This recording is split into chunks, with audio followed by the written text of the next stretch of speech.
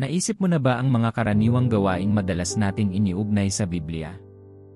Bagamat nadarama nila ang malalim na pag-ugat sa pananampalataya, maraming tradisyon na sinusunod natin ngayon ay walang batayan sa Biblia. Marahil ay naging mangmangka sa paniniwala sa mga maling doktrina sa loob ng maraming taon. Paano kung sabihin ko sa iyo na may mga maling akala? Maraming mga paniniwala na kinuha mo bilang isang pamumuhay ay walang ugat sa Biblia. Ang mga ito ay mga imbensyon lamang ng tao na madalas na paulit-ulit na tila ito ay totoo. Manatili sa video na ito. Mag-explore kami ng 6 na tradisyon na pinaniniwalaan mong biblikal ngunit wala sa Biblia. Ihanda ang iyong puso at hayaang maging bukas ang iyong isip sa kamangha-manghang pagtuklas na ito. Bago tayo magpatuloy, mangyaring mag-subscribe sa channel na ito kung hindi mo pa ito nagagawa. Nakapagtataka kung paano naging napakahalaga ng ilang tradisyon na tinatanggap natin ang mga ito nang hindi kinukwestiyon ang kanilang pinagmulan. Alam mo ba kung ano ang sinasabi ng Biblia, o namumuhay ka ba ayon sa dikta ng mga tradisyon at alamat? Ngayon, ang mga tradisyon na malamang na akala mo ay biblikal ngunit hindi ay ihahayag sa iyo. Ihanda ang iyong puso, buksan ang iyong isipan, at ating saliksikin ang mga kasulatan. Magkasama tayong sumisid upang matuklasan kung ano ang tunay na nakasulat sa salita ng Diyos at kung ano ang mga tanyag na gawain o paniniwala. Numero 1, ang pagpapakita ng mga anghel at ng dyablo. Kapag ang mga anghel ay pinag-uusapan, isang imahe ng isang supernatural na nilalang na nakasuot ng puting damit na may mga pakpak at nagliliwanag na liwanag ay madalas na pumapasok sa isip. Ang mga anghel ay madalas na inilarawan sa paraang ito sa mga kwento ng Biblia ng mga bata, Kristiyanong magasin, at mga artikulo. Sila ay mga supernatural na nilalang, ngunit walang tinutukoy sa Biblia na sila ay may mga pakpak o isang korona ng liwanag sa ibabaw ng kanilang ulo, gaya ng ipinakita ng kamakailang mga larawan nila ngayon. Ito ay isang paniniwala na ang mga pakpak na taglay ng mga anghel ay tumutulong sa kanila sa paggalaw kapag naghahatid ng mensahe ng Diyos at umakyat sa langit. Taliwas dito, ang Biblia ay nagsasabi ng mga kwento tungkol sa mga tao ng Diyos na nakatagpo ng mga pagdalaw ng mga anghel nang hindi alam kung kailan sila umalis. Ang mga anghel ay mga banal na nilalang at hindi nangangailangan ng mga pakpak upang umakyat sa langit. Sa Genesis 28:12, si Jacob ay may banal na paghahayag na nagtuturo dito. Ang teksto ay nagsasabi, siya ay nanaginip kung saan nakita niya ang isang hagdanan na nakapatong sa lupa, na ang tuktok nito ay umaabot sa langit, at ang mga anghel ng Diyos ay umaakyat at bumababa dito. Ang paghahayag ni Jacob ay nagpakita sa mga anghel na gumagalaw sa isang espiritual na hagdanan patungo sa langit, na hindi lumilipad na may mga pakpak. Taliwas sa mga tradisyonal na paniniwala, ang mga anghel ay nagpakita ng normal kapag nakatagpo mo sila. Sinasabi sa atin ng Biblia na ang ama ng pananampalataya, si Abraham, ay nag-host ng mga anghel nang hindi nalalaman. Sa kaso ni Abraham, binisita nila siya bilang mga estranghero. Gaya ng ipinakikita ng mga halimbawa sa Biblia, ang mga anghel ay maaaring hindi kinakailangang magpakita sa kanilang tunay na anyo ng liwanag. Ang kanilang pagkakakilanlan ay madalas na nababago sa misyon na ihatid ang mensahe ng Diyos. Si Jesus, bagaman Diyos, ay nag-anyong tao. Gayon din, maaaring lumitaw ang mga anghel bilang mga normal na nilalang. Bagaman banal, ang mga anghel ay may iba't ibang tungkulin at nasa isang hierarchy. Binanggit ng Biblia ang ilan. Ang Anghel Gabriel na naghahatid ng mga mensahe ng Diyos sa kanyang mga lingkod. Ang anghel na si Michael na namamahala sa hukbo ng langit. Ang mga anghel na nagbabantay sa kaban ng tipan. Ang anghel na nakipagbuno kay Jacob at higit pa. Gayunpaman, hindi inilarawan ng Biblia ang hitsura ng mga anghel na ito bilang ang mga maaaring paniwalaan mo. Bukod sa pagpapakita ng mga anghel, kapag iniisip natin ang dyablo, isang pangit, matipuno, pulang balat na demonyo na may nakausli na mga sungay ay ipinapakita sa ating imahinasyon. Ang paglalarawang ito ng dyablo ay naipinta sa halos lahat ng tao. Nakikita mo ang gayong mga larawan ni Satanas na inilalarawan sa mga pelikula at mga guhit ngayon. Kapag nanood ka ng scene, madali mong malalaman kung kailan lilitaw ang demonyo dahil laging madilim at pangit ang costume. Salungat sa paniniwalang ito, sinasabi sa atin ng Biblia na si Lucifer ay hindi ordinaryong anghel bago siya bumagsak. Kapansin-pansin ang kanyang kagandahan. Nilikha siya ng Diyos gamit ang mga mamahaling bato. Sinasabi ng Biblia sa Ezekiel 28:13, "Ikaw ay nasa Eden, ang halamanan ng Diyos. Pinalamusan ka ng bawat mahalagang bato, carnelian, chrysolite, at emerald, topasyo, onyx, at jasper, lapis lazuli, turquoise, at beryl. Ang iyong mga setting at mga mounting ay gawa sa ginto. Sa araw na ikaw ay nilikha, sila ay inihanda. Kakaiba ang kanyang nilikha. Hindi tulad ng karamihan sa mga anghel, siya ay nilikha upang patuloy na sambahin ang Diyos." Sinasabi rin sa atin ng Biblia na ang kanyang katawan ay gawa sa mga instrumento ng papuri.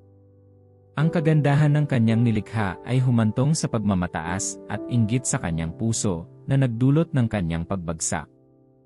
Sinasabi sa atin ng Biblia sa aklat ng Ezekiel na ang puso ng dyablo ay naging mapagmataas dahil sa kanyang kagandahan. Sinira ng kanyang karangyaan ang kanyang karunungan. Itinapon siya ng Diyos sa langit at sa lupa. Itinala ng Biblia si Satanas na tinamaan ng kidlat sa lupa. Gayunpaman, pagkatapos nito, ang tunay na anyo ng dyablo ay hindi sinabi. Siya ang master ng panlilinlang at, sa makatuwid, ay lumilitaw sa iba't ibang anyo. Ang imaheng ipinipinta niya ngayon ay isang paniniwala na may kaugnayan sa kanyang kalikasan ng kadiliman. Pangalawa, ang konsepto ng langit at impyerno. Marami ngayon ang naniniwala na ang lokasyon ng langit at impyerno ay alam nila.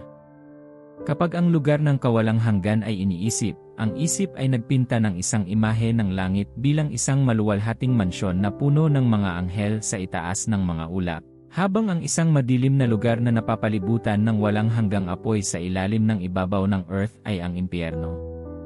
Karamihan sa mga tao ay ignorante sa salita ng Diyos, kaya binibigyang katwiran nila ang kanilang dahilan sa pagkakaroon ng ganitong konsepto sa isip. Iniugnay nila ang kanilang mga maling akala sa halimbawa ni Jesus na umakyat sa langit at si Elias ay dinala ng makalangit na mga karo sa ulap. Kung ang langit ay nasa itaas ng mga ulap, hindi mo ba iniisip na ang mga astronaut ang unang makakakita nito? O, kung ang impyerno ay nasa ilalim ng lupa, ang mga minero ay magdurusa sa nagmumula na init. Ang pagtatanong sa mga paniniwalang ito ay magdadala sa iyo sa katotohanan sa salita ng Diyos. Dapat mong maunawaan na ang langit at impyerno ay mga espiritual na kaharian at hindi pisikal na mga lugar sa lupa. Sinasabi ng Biblia sa aklat ng 2 mga taga-Korinto na si Pablo ay nagkaroon ng paghahayag at dinala sa ikatlong langit. Sa Biblia, may ilang pagkakataon kung saan ang mga tao ng Diyos ay nagkaroon ng paghahayag tungkol sa langit at impyerno. Hindi sila pisikal na pumunta doon, ngunit ang kanilang espiritu ay dinala sa mga kaharian na ito. Sa aklat ng mga gawa, binuksan ng Espiritu Santo ang mga mata ni Stephen sa makalangit na kaharian. Nakita niya ang kaluwalhasyan ng Diyos at si Jesus ay nakaupo sa kanan ng Diyos. Ang mga gawa 7:55:56 ay nagsasabi. Ngunit si Stephen, napuspos ng banal na espiritu, ay tumingala sa langit at nakita ang kaluwalhasyan ng Diyos at si Jesus na nakatayo sa kanan ng Diyos. Tignan mo, sinabi niya, nakikita kong bukas ang langit at ang anak ng tao na nakatayo sa kanan ng Diyos. Sa aklat ni Mateo, itinuro ni Jesus sa kanyang mga disipulo na ang impyerno ay isang lugar kung saan ang kaluluwa ay nawasak kaysa sa pisikal na katawan. Ito ay nagpapahiwatig ng impyerno bilang isang espiritual na kaharian na nakakaapekto sa kaluluwa sa halip na pisikal na katawan. Inilarawan ni Apostol Pablo, sa aklat ng mga taga-Korinto, ang muling pagkabuhay ng mga patay at ang pagbabago ng pisikal na katawan sa isang espiritual na katawan na angkop para sa espiritual na kaharian ng langit. Ang kaharian ng langit at impyerno, tulad ng sinabi sa mga banal na kasulatan, ay makikita lamang sa pamamagitan ng paghahayag ng Diyos o sa kamatayan. Ipinaunawa sa atin ng Biblia na sa araw ng paghuhukom, ang iyong espiritu ang humaharap dito, hindi ang iyong laman. Ang laman ay sa mundong ito, ngunit ang iyong espiritu ay sa Diyos. Sinasabi rin sa atin ng mga banal na kasulatan na sambahin ang Diyos sa espiritu at katotohanan dahil ang Diyos ay espiritong nilalang. Inilalarawan nito ang langit bilang isang espiritual na lugar kung saan nananahan ang Diyos. Ang maling akala tungkol sa langit at lupa ay gumapang sa puso ng marami nang hindi hinahanap ang katotohanan sa mga banal na kasulatan. Ang paniniwalang ito ay hindi nakasalig sa salita ng Diyos. Laging hanapin ang salita ng Diyos para sa katotohanan. Numero 3, ang mansanas ng Eden. Marami ngayon ang may hawak na imahe ni Eva na kumagat ng mansanas kapag pinag-iisipan ang hardin ng Eden. Ito ay ipinakita sa hindi mabilang na mga pelikula, libro, at mga painting. Sa ngayon, ang mansanas ay tinutukoy ng marami bilang bunga ng serpiente na ginamit upang akitin sina Adan at Eva na magkasala. Ngunit alam mo bang hindi kailanman binanggit ng Biblia ang ipinagbabawal na prutas bilang isang mansanas? Matatagpuan lamang natin ang pagbanggit sa puno kung saan kinain nina Adan at Eva. Sinasabi ng Genesis 3:6. Nang makita ng babae na ang bunga ng puno ay mabuti sa pagkain at nakalulugod sa mata, at kanais-nais din sa pagtatamo ng karunungan, kumuha siya ng ilan at kinain. Binigyan din niya ang kanyang asawa, nakasama niya, at kinain niya yon. Ang paniniwala na ang mansanas ay ang ipinagbabawal na prutas ay nagsimula sa makasaysayang pananaliksik sa kulturang Romano. Nakumbinsi nito ang mga artista at interpreter na nagpakalat ng konseptong ito sa pamamagitan ng mga pagpipinta at interpretasyon. Sa katotohanan, ang esensya ng kwento sa Biblia ay hindi batay sa bunga kundi sa pagsuway nina Adan at Eva sa utos ng Diyos. Nilinaw ito ng Diyos sa kanila sa aklat ng Genesis. Inutusan niya si Adan na kumain ng bunga ng anumang puno maliban sa puno ng kaalaman ng mabuti at masama. Sa araw na kumain siya mula rito, mamamatay siya. Narito ang isa pang mahiwagang misteryo. Sina Adan at Eva ay nagkaroon ng buhay na walang hanggan sa halamanan ng Eden hanggang sa kumain sila ng ipinagbabawal na bunga na nagdulot ng kamatayan, mahirap na paggawa, at iba pang parusa mula sa Diyos. Napagpasyahan ng ilang historiador at iskolar na ang ipinagbabawal na prutas ay karaniwan sa rehiyon ng Fertile Crescent, kung saan tradisyonal na pinaniniwala ang matatagpuan ang hardin ng Eden. Gayunpaman, ang mahalagang bagay na dapat tandaan ay ang layunin ng kwento ay hindi tungkol sa bunga mismo o sa uri nito kundi sa mga kahihinatnan ng pagsuway. Sinabi sa atin ng Biblia na ang tunay na ipinagbabawal na bunga ay ang pagpili na huwag magtiwala at sumunod sa Diyos, kundi hanapin ang karunungan at kapangyarihan palayo sa Kanyang presensya. Ito ang tunay na diwa ng kwento. Ang pagsuway sa Diyos ay nag-aalis sa iyo mula sa Kanyang presensya at nagiging biktima ka ng dyablo. Tulad nina Adan at Eva, mayroon silang lahat ng kailangan nila sa presensya ng Diyos. Ngunit pagkatapos nilang hayaang gumapang ang kasalanan sa kanilang mga puso, nagsikap silang makuha ang mga bagay. Sila ay walang laman sa probisyon ng Diyos dahil sila ay itinaboy mula sa Kanyang presensya. Bilang 4, ang araw ng kapanganakan ni Jesus. Ang petsa ng Disyembre 25 ay nasaksihan bilang ang araw na ipinanganak si Jesus. Ang tradisyong ito, na kilala bilang Pasko, ay ipinagdiriwang halos saan man sa mundo para sa pagsilang ng Mesyas. Ang pagdiriwang na ito ay nagpaparangal at tumutukoy sa kapanganakan ni Jesus. Bagaman isa itong pagdiriwang at paniniwalang Kristiyano, hindi tinukoy ng Biblia ang petsa ng kapanganakan ni Jesus. Ang ika-25 ng Disyembre ay pinili upang makipagtulungan sa mga kasalukuyang paganong kapistahan ng unang simbahan. Ang pagdiriwang ng Pasko sa ika-25 ng Disyembre ay isang tradisyong ipinasa sa loob ng maraming siglo, ngunit ang dahilan nito ay hindi ganap na Biblia. Hindi ipinagdiwang ng sinaunang simbahang Kristiyano ang kapanganakan ni Jesus, at ang petsa ng Disyembre 25 ay pinili para sa mga kadahilanang pinagtatalunan pa rin ng mga iskolar ng Biblia. Ang sinaunang simbahang Kristiyano ay nakatuon sa kamatayan at muling pagkabuhay ni Jesus, na nakikita bilang mahahalagang kaganapan ng pananampalatayang Kristiyano. Ang kapanganakan ni Jesus ay hindi itinuturing na isang makabuluhang kaganapan sa sinaunang Kristiyanong simbahan, at hindi ito ipinagdiriwang bilang isang holiday. Ang sinaunang simbahang Kristiyano ay nagsimulang magtatag ng Pasko bilang holiday noong ika-4 na siglo. Ang eksaktong petsa ng kapanganakan ni Kristo ay hindi alam, ngunit pinili ng unang simbahan ang Disyembre 25 bilang petsa para sa pagdiriwang. Ang petsang ito ay tumutugma sa umiiral na pagdiriwang ng Romano ng Unconquered Sun at sa Germanic Festival ng Yule. Ang pagdiriwang ng Pasko sa ika-25 ng Disyembre ay isang tradisyong nag-ugat sa sinaunang kultura at mga pagdiriwang. Bagamat hindi ipinagdiriwang ng sinaunang simbahang Kristiyano ang kapanganakan ni Jesus, minarkahan nila ang araw para sa holiday, malamang dahil sa kombinasyon ng mga kapistahan na ginanap sa araw na iyon. Bagaman hindi alam ang eksaktong petsa ng kapanganakan ni Jesus, itinala ng Biblia ang mga pangyayari sa paligid ng kanyang kapanganakan, tulad ng ang anghel na nagsalita kay Jose, ang paghahari ni Herodes at ang dakilang nagniningning na bituin na nanguna sa mga pantas na nagdala ng mga regalo sa sanggol na si Jesus. Sinasabi sa Mateo 2:1-2. Pagkapanganak ni Jesus sa Bethlehem sa Judea, noong panahon ni Haring Herodes, ang mga mago mula sa silangan ay pumunta sa Jerusalem at nagtanong na saan ang ipinanganak na hari ng mga Judyo. Nakita namin ang kanyang bituin nang ito'y sumikat at naparito upang sambahin siya. Bagaman ang mga pangyayaring ito ay naganap noong kapanganakan ni Jesus, walang talaan ng eksaktong petsa. Ang pagdiriwang ng kapanganakan ni Jesus ay mahalaga. Ito ang tanda ng kanyang pagdating sa mundo. Gayunpaman, ang pagtuunan ng pansin ay dapat na ang dahilan ng kanyang pagsilang, na iligtas ang sangkatauhan mula sa kasalanan at walang hanggang paghatol.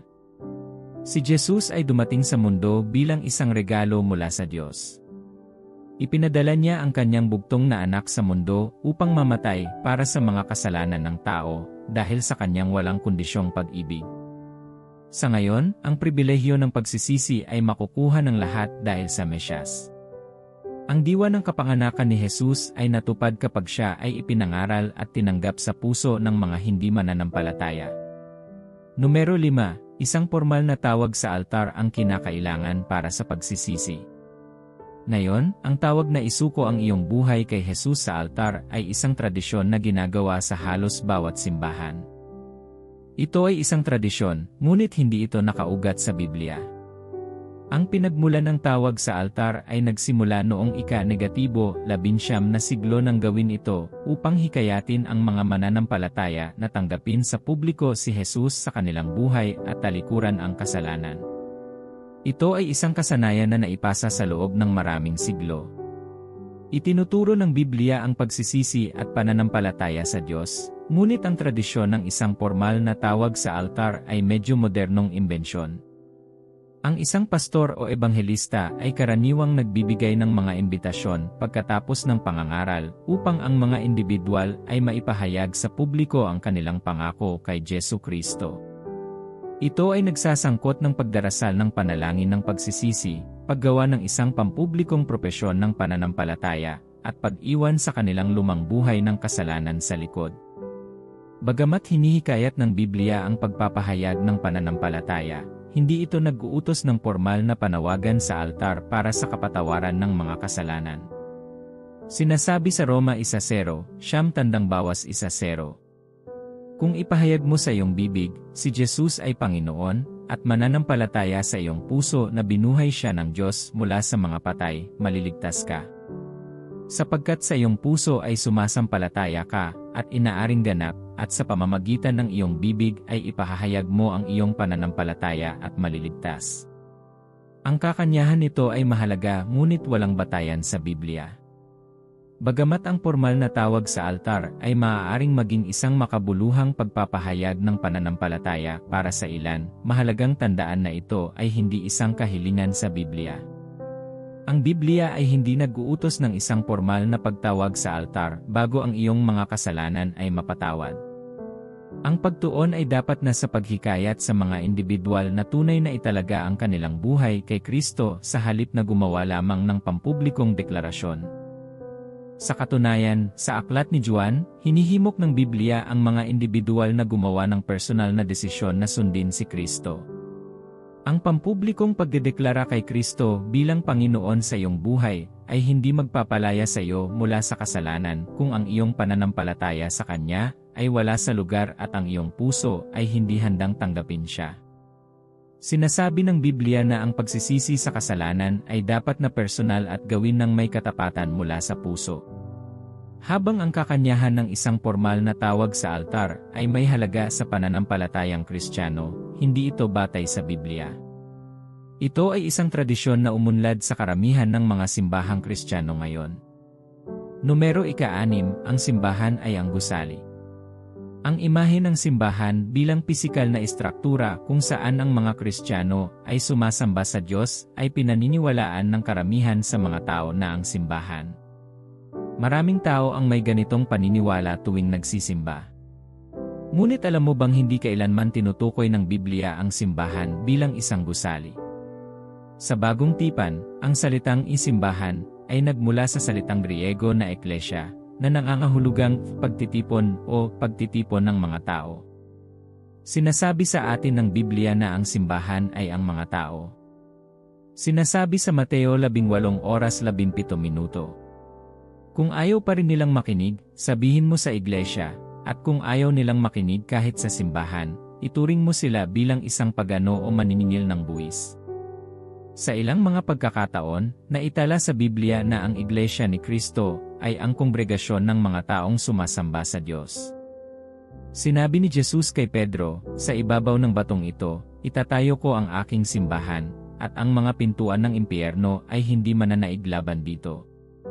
Ang simbahan ay tungkol sa mga mananampalataya na nagsasama-sama at sumamba sa Diyos, sa bahay man, sa isang sentro ng pagsamba, o sa lihim. Sinasabi ng Biblia na kung saan ang 2 o 3 ay nagtitipon, ang presensya ng Diyos ay nasa kanilang kalagitnaan. Ang presensya ng Diyos ay hindi nananahan sa isang gusali kundi sa pagtitipon ng mga banal. Ang unang simbahan ay hindi tinukoy sa pamamagitan ng 4 na pader ng isang gusali, ngunit sa pamamagitan ng pagsasama-sama ng mga tao sa loob nito. Ngayon, maaari mong dalhin ang simbahan ni Kristo saan ka man pumunta dahil ang mga tao ang bumubuo sa katawan ni Kristo, tulad ng nakatala sa Biblia.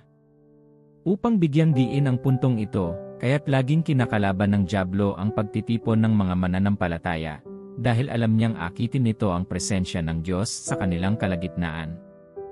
Ang dyablo ay hindi natatakot sa iyong lugar ng pagsamba kundi sa pagtitipon ng mga tao ng Diyos. Ang maling paniniwalang ito tungkol sa simbahan ay nagtulak sa maraming mananampalataya na tumakbo sa gusali kung saan sila sumasamba sa Diyos tuwing hinahanap nila ang kanyang presensya sa halip na hanapin ang mga mananampalataya na kanilang kinakasama. Ang paghahanap sa mukha ng Diyos sa iyong lugar ng pagsamba ay hindi mali. Sa katunayan, mahalagang igalang ang lugar kung saan ka sumasamba. Ngunit dapat mong maunawaan na ang simbahan ay ang mga tao ng Diyos, at sa kanilang pagtitipon, ang presensya ng Diyos ay namamalagi sa kanilang kalagitnaan. Ang mga maling akala na ito ay humantong sa mga tradisyon at paniniwala sa puso ng marami. Maaaring hindi sila mali, ngunit hindi sila nakaugat sa Biblia gaya ng inaakala ng marami. Kaya, ano ang dapat mong gawin pagkatapos mong matuklasan na ang mga tradisyon at paniniwalang pinanghahawakan mo ay hindi biblikal? Numero 1. I-renew ang iyong isip. Maging handa at handang talikuran ang mga popular na gawain na sumasalungat sa salita ng Diyos. Maaaring mahirap itigil ang tradisyon na matagal mo nang ginagawa. Maaari kang magmukhang kakaiba kapag ang iba ay nakikibahagi sa gayong mga kagawian, ngunit huwag maimpluwensyahan ng mga ito. Hayaang palayain ka ng katotohanan sa salita ng Diyos. Humingi ng tulong sa Diyos upang humiwalay sa kanila. Baguhin ang iyong isip mula sa anumang masasama o sumasalungat sa salita ng Diyos. Ang banal na kasulatan ay ang pundasyon ng bawat Kristiyanong mananampalataya at pinanghahawakan ang katotohanan. Ang banal na espiritu ang nagbigay inspirasyon sa bawat salita ng kasulatan, at ang Diyos ay hindi isang tao na siya ay magsisinungaling. Ang salita ng Diyos ay palaging totoo at isang gabay sa bawat mananampalataya sa paglalayag sa mga paniniwala at tradisyon ng mundo ngayon. Susunod, magsaliksik sa Biblia. Ang katotohanan sa banal na kasulatan ay magbibigay liwanag sa iyong pangunawa at gagabay sa iyong landas sa pag-navigate sa anumang maling kuro-kuro. Ang sabi ng Biblia, alamin ang katotohanan at ito ay magpapalaya sa iyo. Ang paghahanap ng katotohanan sa salita ng Diyos ay magpapalaya sa iyo mula sa bawat maling paniniwala at tradisyon. Maaaring ilabas ng mga kaibigan, pamilya, kamag-anak, o publiko ang mga paniniwala at tradisyong ito, ngunit ang paghahanap sa salita ng Diyos ay makatutulong sa iyo na mag-navigate sa mga gawain at maling interpretasyong ito. Ang pagkaalam sa salita ng Diyos ay nagpapalaya sa iyo mula sa bilangguan ng maling akala. Sikaping hanapin ang pagkakahanay ng salita ng Diyos sa anumang paniniwala o tradisyon na ginagawa. Sumisid ng mas malalim sa mga banal na kasulatan upang maunawaan ang pananaw ng Biblia sa mga tradisyon at paniniwala. Ang pagtatanong sa mga gawain ito ng salita ng Diyos ay maglalahad ng katotohanan sa iyo.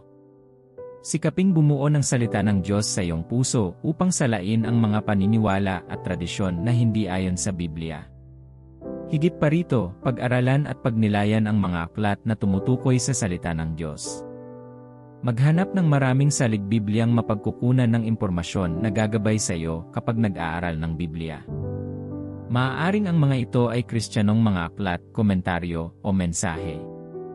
Ang mga espiritual na mapagkukunang ito ay gagabay sa iyo sa pamamagitan ng salita ng Diyos at linawin ang mga maling paniniwala. Magkakaroon ka ng nakaugat na pangunawa kapag hinanap mo ang katotohanan sa mga banal na kasulatan. Sinasabi ng Biblia na ang katotohanan ay itinatag mula sa bibig ng 2 o 3 saksi. Ang susunod na gagawin ay ibahagi ang iyong paniniwala sa mga espiritual na pinuno at tagapayo. Ang paghingi ng payo ng mga espiritual na pinuno at tagapayo ay gagabay at magbibigay sa iyo ng mas mahusay na pananaw sa salita ng Diyos. Gagabayan ka nila kung ano ang sinasabi ng banal na kasulatan na dapat mong gawin at kung ano ang isang popular na paniniwala o tradisyon. Ang pagkakaroon ng mga haliging ito ng espiritual na suporta ay tutulong sa iyo na mas maunawaan ang mga biblikal na gawain sa Biblia. Bilang karagdagan, panatilihin ang iyong pakikisama sa mga mananampalataya. Palibutan ang iyong sarili ng mga kapwa Kristiyano na kapareho mo ng pananampalataya at pangako sa paghahanap ng katotohanan sa salita ng Diyos. Ang pagbabahagi ng salita ng Diyos sa kanila ay magpapalalim sa iyong pangunawa at tutulong sa iyong umunlad sa espiritual. Itinala ng Biblia ang mga disipulo ni Jesus na nagtitipon sa ilang pagkakataon upang manalangin at ibahagi ang salita ng Diyos. Makisali sa pag-aaral ng Biblia o mga talakayan upang tuklasin ang mga turo at prinsipyo ng Biblia. Maaari silang magsilbi bilang isang komunidad ng suporta na gagabay sa iyo sa pag-navigate sa mga paniniwala at tradisyon ng mundo kapag nahaharap sa kanila. Gayon din, paunlarin ang iyong kaugnayan sa Diyos. Sikaping patatagin ang iyong relasyon sa Diyos sa pamamagitan ng mga panalangin at pagmumuni-muni sa Kanyang salita. Ang pagkakaroon ng tunay na lapit sa Diyos ay maglalahad ng misteryo ng mga banal na kasulatan sa iyo. Akayin ka niya na isagawa ang salig Bibliang mga paniniwala at tradisyon. Sikaping palalimin ang iyong kaalaman tungkol sa Kanya sa pamamagitan ng pag-aaral ng Biblia. Ipapakita niya sa iyo ang katotohanan sa mga banal na kasulatan at gagabayan ka sa pag-navigate sa mga maling akala ng mundo. Ang pagbuo ng isang mahusay na relasyon sa Diyos ay hahayaan ang Diyos na pangunahan ka. Itinala ng Biblia na si David ay nagkaroon ng isang mahusay na kaugnayan sa Diyos at nag-navigate sa mga maling akala sa kanyang paglalakbay. Gayon din, kapag bumuo ka ng isang relasyon sa Diyos, bibigyan ka niya ng biyaya upang makilala ang katotohanan sa mga banal na kasulatan. Magiging sensitibo ka sa mga tradisyon at paniniwala sa salita ng Diyos at kung ano ang popular na gawain. Bagamat ang ilang tradisyon at paniniwala ay mga positibong gawain na makapagpapatibay sa pananampalatayang Kristiyano, tulad ng tawag sa altar ng pagsisisi, wala itong batayan sa Biblia. Ang pinakamahalagang bagay ay hindi ang pagsunod sa mga tradisyon, kundi ang malaman ang katotohanan ng salita ng Diyos. Ang mga ito ay simpleng mga modernong inobasyon na ginagawa sa mga simbahan ngayon. Matutong hanapin ang salita ng Diyos nang hiwalay sa mga tradisyon at paniniwala ng iba. Hayaan ang salita ng Diyos na maging kompas na gumagabay sa iyo sa mga gawain at paniniwala na nakabatay sa Biblia. Sinabi ng salmista, ang iyong salita ay lampara sa aking mga paa at liwanag sa aking landas. Alam kong mahirap manindigan ng mag-isa, ngunit kapag naninindigan ka sa katotohanan ng mga banal na kasulatan, hindi ka nag-iisa. Nasa iyo ang suporta ng Diyos at pagsang-ayon ng langit. Ikaw ay nakatayo sa salita ng Diyos na nabubuhay at nananatili magpakailanman. Manalangin tayo. Ama sa langit, salamat sa paghayag sa akin ng mga maling akala ko sa iyong salita. Salamat sa paglalahad ng mga tradisyon at paniniwalang ito na hindi nakaugat sa iyong salita. Salamat, Panginoon, sa pagbibigay sa akin ng kaunawaan sa iyong salita ngayon. Ama, salamat sa pagpapakita mo sa akin kung ano ang dapat kong gawin bilang tugon sa mga di-biblikal na tradisyong ito.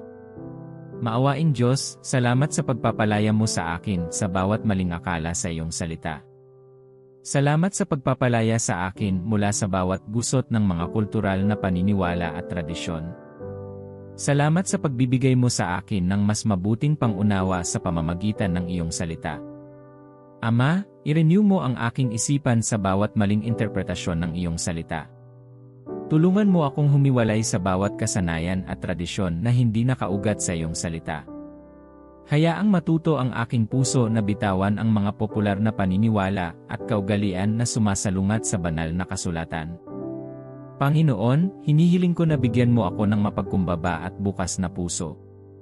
Tulungan akong maging handang matuto at umunlad, kahit na ang ibig sabihin nito ay bitawan ang mga bagay na matagal ko nang pinanghahawakan.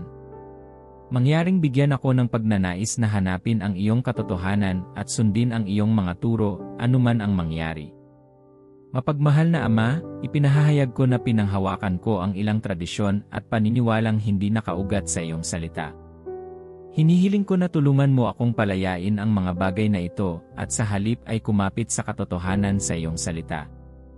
Bigyan mo ako ng lakas ng loob na bitawan ang hindi biblikal, kahit na ito ay komportable o pamilyar. Panginoon, lumalapit ako sa iyo na naghahanap ng kaunawaan at karunungan. Mangyaring tulungan akong makilala ang pagitan ng mga tradisyon at paniniwala na nag-ugat sa iyong salita at yaong hindi. Bigyan mo ako ng pusong bukas sa iyong katotohanan at handang bitawan ang anumang bagay na hindi naaayon sa iyong salita. Ama, bigyan mo ako ng biyaya at patnubay habang hinahanap ko ang katotohanan sa iyong salita. Sa tulong ng banal na Espiritu, ibunyag ang mga misteryo sa banal na kasulatan na magpapalaya sa akin mula sa bawat tanyag na paniniwala na hindi batay sa iyong salita. Hayaan ang iyong salita ang maging lente kung saan ako naglalakbay sa bawat anyo ng maling kuro-kuro. Mangyaring bigyan ako ng liwanag ng mga banal na kasulatan na tutulong sa akin sa pagsasala sa bawat maling paniniwala at tradisyon. Panginoon, turuan at gabayan mo ako habang naghahanap ako ng mga espiritual na mapagkukunan ng impormasyon. Hayaang linawin ng mga espiritual na mapagkukunang ito ang bawat maling kuro-kuro at ibigay sa akin ang katotohanan sa iyong salita. Bigyan mo ako ng malalim na pangunawa, Panginoon, habang hinahanap ko ang katotohanan sa iyong salita. Ama sa langit, habang humihingi ako ng payo sa pamamagitan ng mga espiritual na pinuno at tagapayo na inilagay mo sa aking buhay, bigyan mo ako ng mas malalim na pananaw sa iyong mga salita kasama ng kanilang patnubay.